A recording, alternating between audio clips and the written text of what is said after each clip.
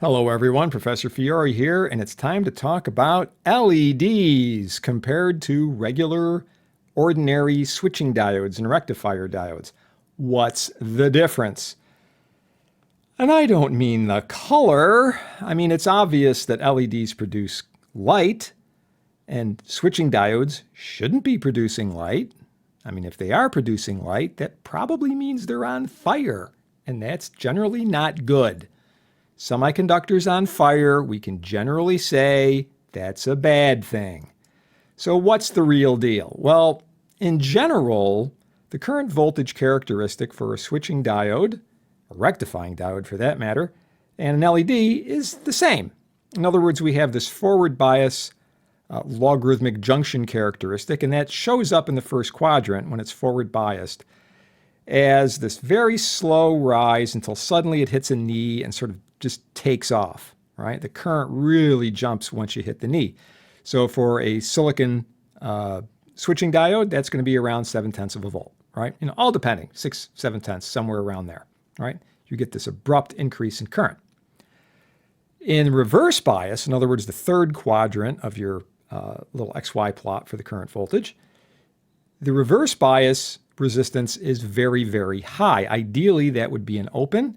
And on your graph, that just shows up as essentially a horizontal line. So the first thing I'm going to point out here is that breakdown, in other words, the maximum reverse bias for an LED tends to be much less than it would be for a switching diode or a rectifying diode. What am I talking?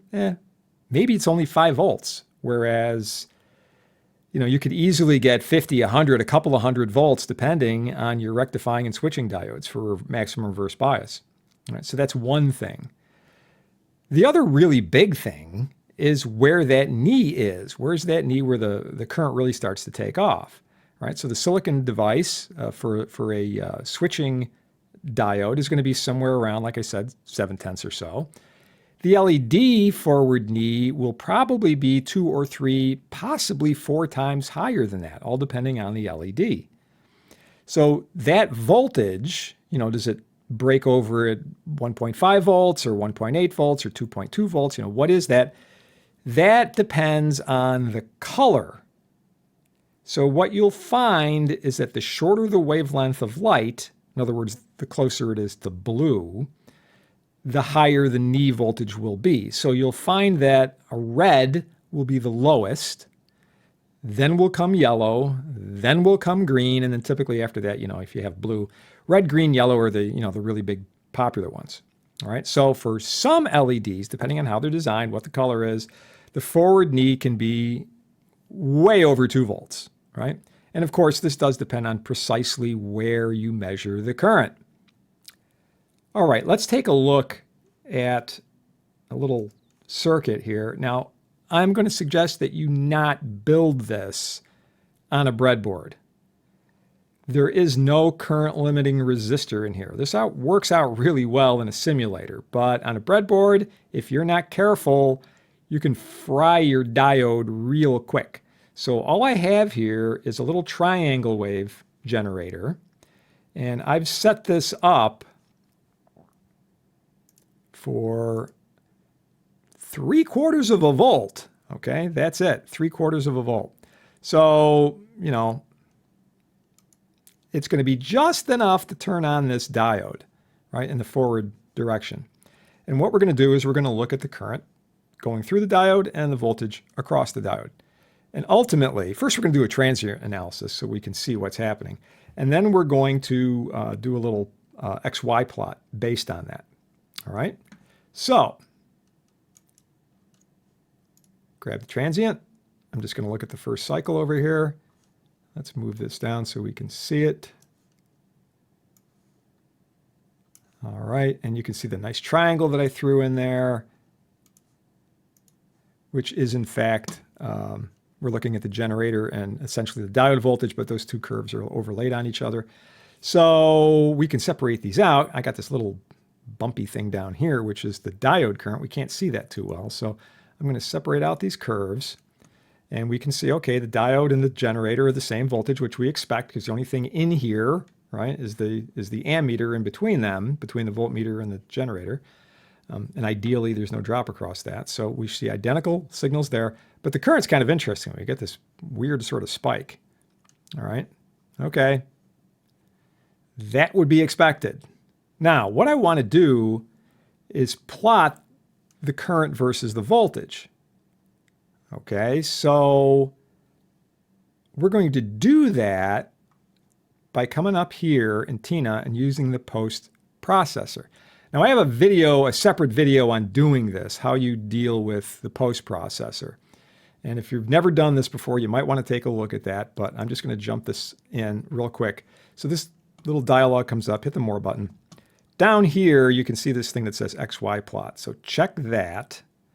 Now we have to figure out what our X and Y axes are going to be. So in my case, I would like to have on the X axis the diode voltage. All right, so I'm just going to grab the diode voltage over here, highlight this, hit the little down arrow, and it gets copied over here to the X part.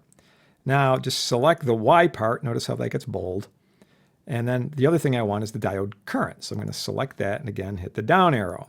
So we're going to be plotting, right, the diode's current versus its voltage. So just create that and then click OK. And here's my curve. All right. So here's 0 right here. Here's reverse bias out here, right? These are all negative voltages. So you can see it's nice and flat like we would expect. And then, it's as you get up here, you can start to see this starting to rise. And then boom, there's the knee and it really takes off. So I could put my little probe on here, get this out of here. Kind of come up maybe somewhere up around here. We got like 20 milliamps. And you can see, okay, we're getting 737 millivolts for that, right? All depends on exactly what you want to call the knee, right? Where does it really take off? It all depends on how you scale this. So, like I say, yeah, it's somewhere around 7/10. Do you want to define it at 10 milliamps? Do you want to define it at 1 milliamp, 20 milliamps? Whatever, right? So we never really stick a very specific value on there, but this is, what we expect. Okay, this shouldn't be at all surprising. Now, we turn our attention to LED. So I'm going to come over here. This is a green LED. All right. Now, I've actually got 3 versions of this circuit with 3 different colors, green, yellow, and red.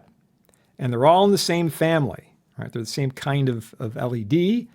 The only difference really is the color. So I've snipped out a little bit of a data sheet, and you can see what we're looking at here. This is a super bright green LED. The peak wavelength is at 565 nanometers, definitely green. Modest capacitance, only 15 picofarads. All right. Reverse current, 10 microamps, pretty small. Power dissipation, 62.5 milliwatts. Max forward current, 25 milliamps, but you can pulse it up to 140. And notice down here, it says 1/10 duty cycle. Okay, 0.1 millisecond pulse width.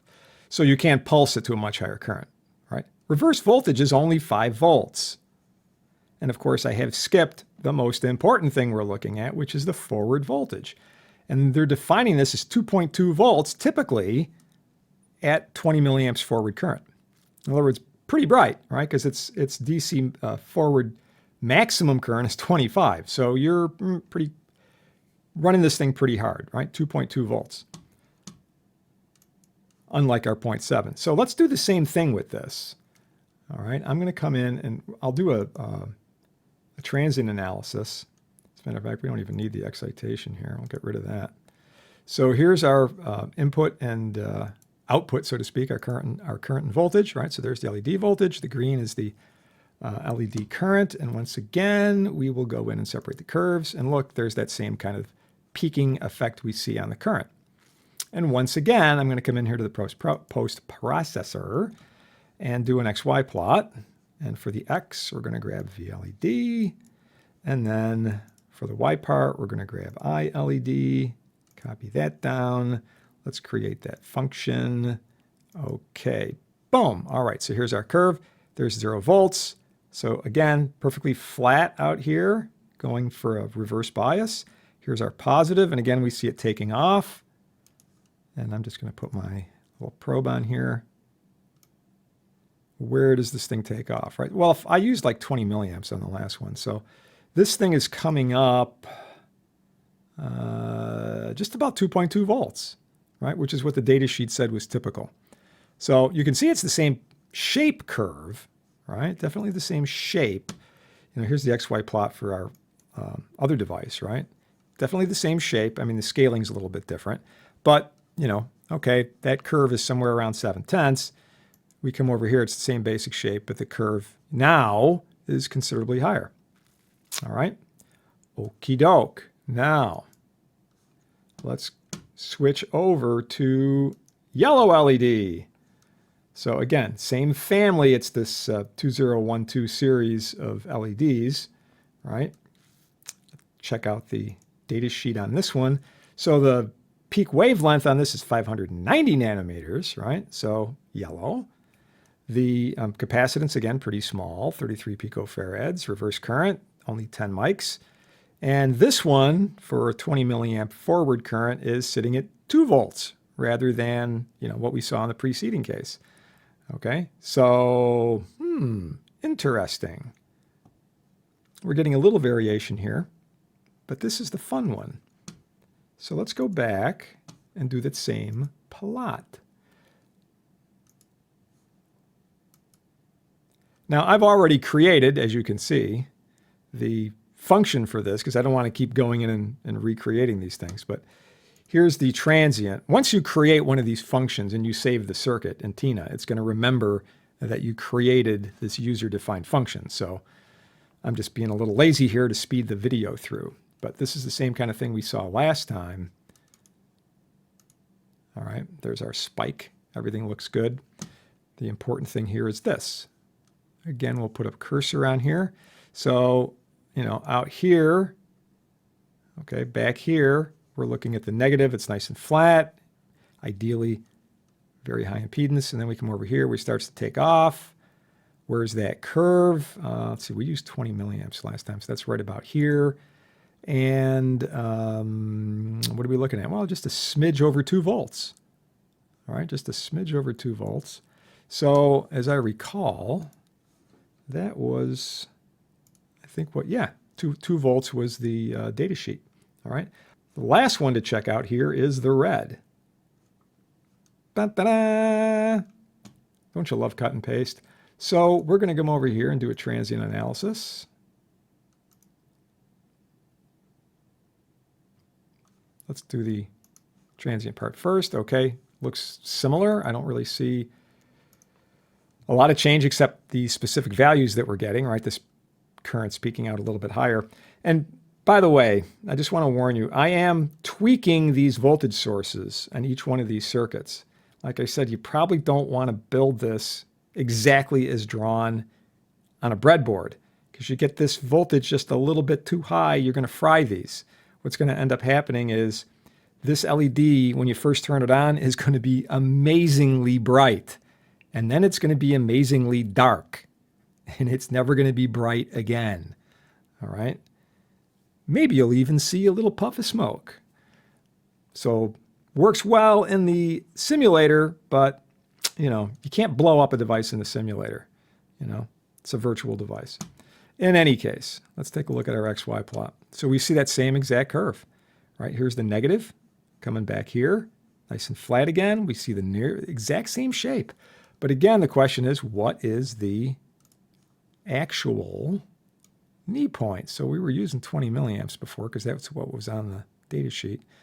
We don't have exactly that point, but we're getting right around there. Right? So that's 19.2 mils, and we're getting 1.85 volts. And if I remember correctly, I think it was saying 1.8 for the data sheet. Oh, 1.85. So we actually nailed that, right? That was typically right on the money. Okay, so what do we find here? Same basic curve shape, right? Switching diode, rectifying diode, LED. We get that same kind of shape. The real functional differences are, watch the reverse bias potential on these because they won't take much in reverse bias. That's a practical thing. But operationally, besides the fact that they emit light, the big thing is, what is that forward potential?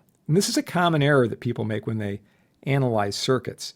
They look at an LED and they say, well, it's a diode. So when I do my analysis, I'll just subtract 7/10 when it's forward bias and that's it. No. In this case, you have to subtract more than twice that. You have to subtract about 1.8 volts.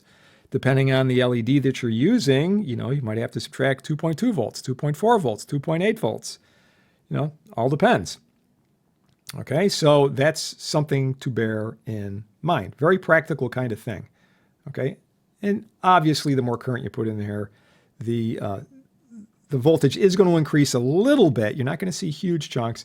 Once you get to what I would call a typical normal brightness, you're not going to see a lot of movement in the voltage across this, right? Because it is, after all, this logarithmic characteristic. So you would get a straight line if instead of putting it on a linear graph, you put it on a log graph, right? You'd get a straight line out of that.